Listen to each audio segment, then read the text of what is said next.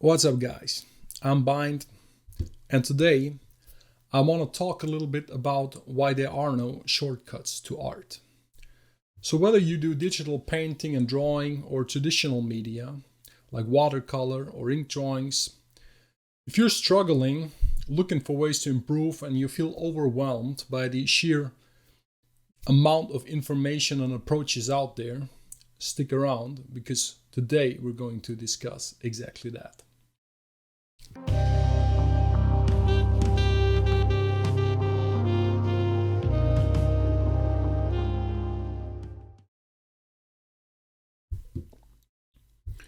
So, here's the deal. In the age of TikTok tutorials and all kinds of magic tricks, as I like to call them, it is very easy to feel overwhelmed. And more often than not, people get demotivated by that kind of content more than it helps them, actually. So, if that applies to you, I want you to consider one thing, one little truth I got for you. And it is this: these clips are not made for you. Oftentimes, they're just made for them to make money and develop their brand. And you are just the consumer. And also, those creators oftentimes are a product of those methods themselves. As soon as they learn a skill and they learn a little method, they will make a video themselves explaining how to do it, basically watering it further down. And no wonder everything starts looking more and more the same, right?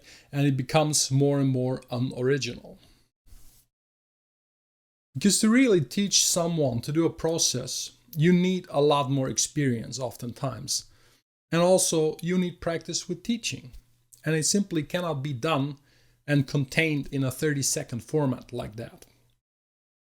So if you see a clip next time and it says, the ultimate shortcut to XYZ or something similar, I want you to ask yourself this: a shortcut to what?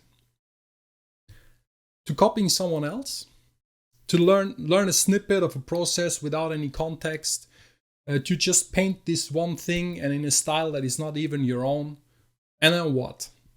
You learn the next snippet and you go on like that, and then somehow magically you become a better artist. It doesn't work. Afraid to say, guys, it really doesn't work. So I am in the field at art school since 2013, teaching bachelor design students how to draw. So I know what people can absorb. And it is a tedious process, and not at all what those social media platforms suggest. Oftentimes, you need to explain stuff over and over again to have it sink in with people. You might explain a whole 90 minutes of perspective, and then next week, the entire class has basically forgotten about it, maybe save one or two people that learned something there. So that's the reality in the field. I mean, guys, you think there is a shortcut to becoming a great individual and unique artist? Hell no. That's ridiculous. It is a struggle and always will be. So, a little anecdote about myself. In 2005, when I was in art school, I was the definition of a struggling artist. I bought my first graphic tablet, the Wacom Intuos 3, and I was the only one at art school who had one, right? And nobody could tell me how to use it. So yeah, I did what you do, went on the internet back then, which did not have a lot to offer. No YouTube, no nothing like that, just a few forums, and you would have to search for information, and there would be no video tutorials at all. So I grinded and tried to explore it myself, and yes, guys, I wasted a ton of time, and you can definitely waste time like that, trying to do everything on your own and not consuming any information. Now, there's good people out there from which you can learn. There's good information for sure. The only problem is if you are not experienced yourself, how do you identify and how do you measure the quality of those informations, right? It is pretty hard. And to that I would say, you just use a little bit of common sense. Why do you think I would make an hour-long video when I could just explain something just the same in 30 seconds? The reason is because it doesn't work. You cannot, oftentimes you would need even a formats of videos that would be much too long for YouTube. And I have done hour-long tutorials on here. If you're a regular guest to the channel, you will know that. So also, as to social media, I would say, if the content is meant to wow you, is most likely bullshit. And because just understand the motivation here, right? Why are they doing this? And it goes back to what I said earlier. It's because they want to develop their brand and you are meant to be the consumer. So what now? And by the way, I'm not saying this to justify myself and say, oh, you need to come here and I'm the only one who can teach you. It's nothing like that, right? I don't know if I can help you or not on your journey.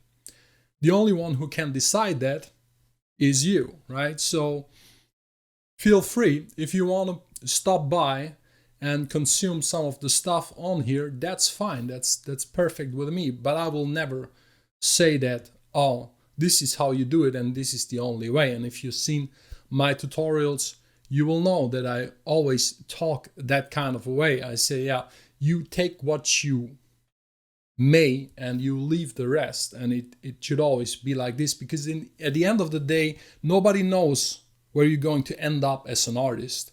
Nobody knows how you're going to develop.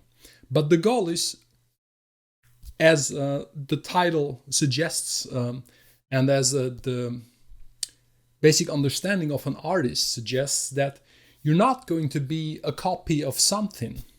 You're not going to be the thousandth iteration of the same thing. You want to be original, of course.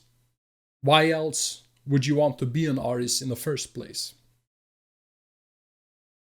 So guys, that's been enough rambling from me for today.